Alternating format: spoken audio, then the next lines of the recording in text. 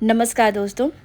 क्या आपने कभी सुना है कि हिंदू पंचांग में कभी कभी एक अतिरिक्त महीना आता है जिसे अधिक मास, मल मास या पुरुषोत्तम मास कहा जाता है। कई लोगों के मन में सवाल होता है कि आखिर यह अधिक मास क्या है, यह क्यों आता है, कितने साल में आता है और इस महीने में शादी विवाह जैसे शुभ कार्य क्यों नहीं किए जाते हैं।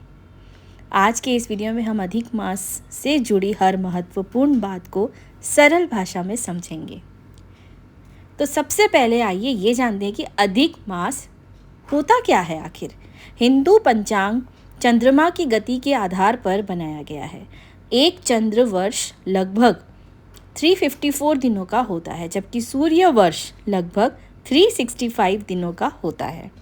यानी दोनों में लगभग 11 दिनों का अंतर होता है। अगर इस अंतर को ऐसे ही छोड़ दिया जाए तो धीरे धीरे त्योहार और ऋतुएं अपने सही समय से दूर हो जाएंगी। इसी अंतर को संतुलित करने के लिए लगभग हर 32 महीने 16 दिन के बाद एक अतिरिक्त महीना जोड़ा जाता है, जिसे अधिक मास कहा जाता है। अधिक मास क्यों आता है? मान लीजिए हर साल 11 दिन का अंतर जमा होता है।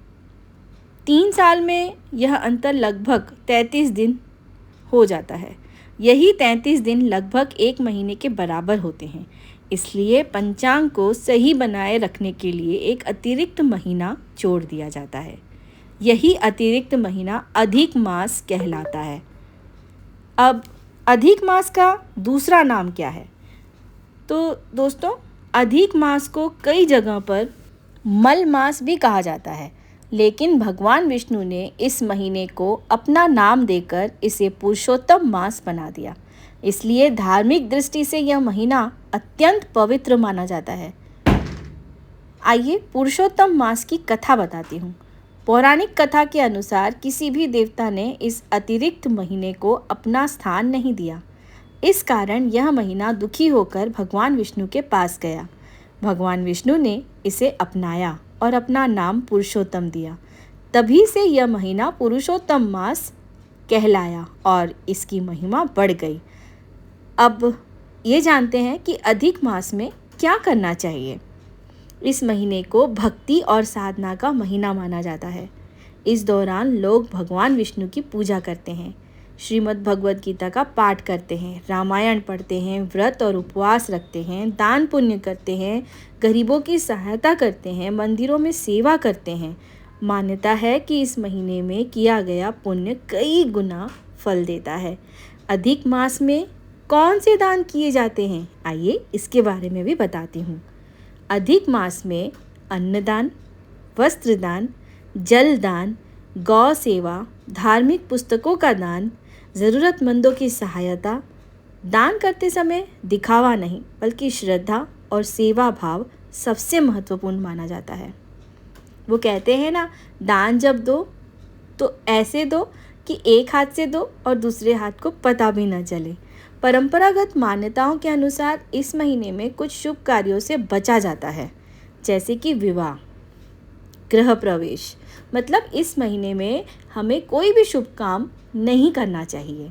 कहा जाता है कि वो अच्छा नहीं माना जाता है।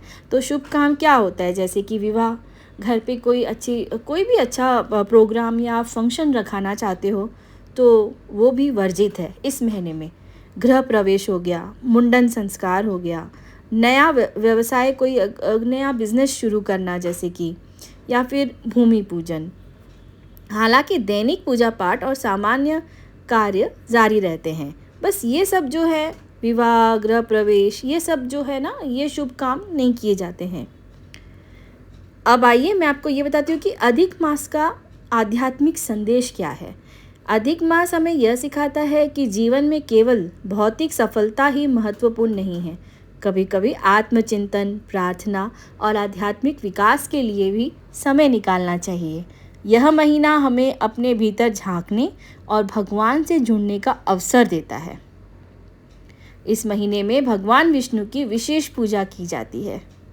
लोग विष्णु सहस्त्र नाम का पाठ करते हैं, ओम नमो भगवते वासुदेवाय मंत्र का जाप करते हैं, एकादशी व्रत रखते हैं।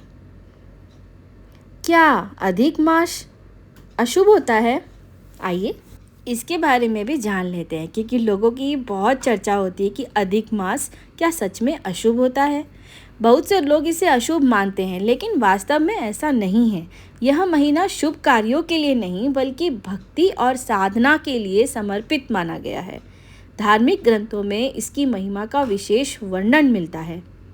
दोस्तों, अधिक मास कोई साधारण महीना नहीं है। यह वह विशेष समय है जो हमें ईश्वर के करीब जाने आने, अच्छे कर्म करने और अपने जीवन को सकारात्मक दिशा देने का अवसर देता है।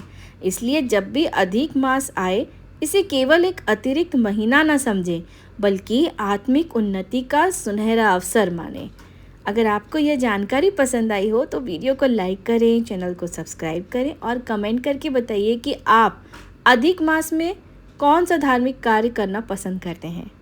मिलते हैं अगली वीडियो में एक नई और रोचक जानकारी के साथ।